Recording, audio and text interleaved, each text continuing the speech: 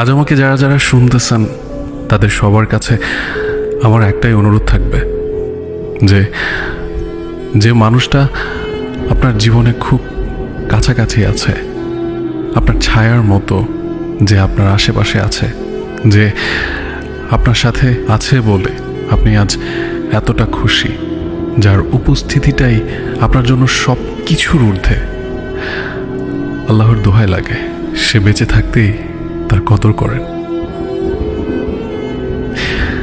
মানুষই বা কি অদ্ভুত জিনিস, জ্যান্ত মানুষের কদর করে না, কিন্তু মরে গেলে তাকে মনে করে তার স্মৃতি আঁকড়ে জীবন পার করে দেয়।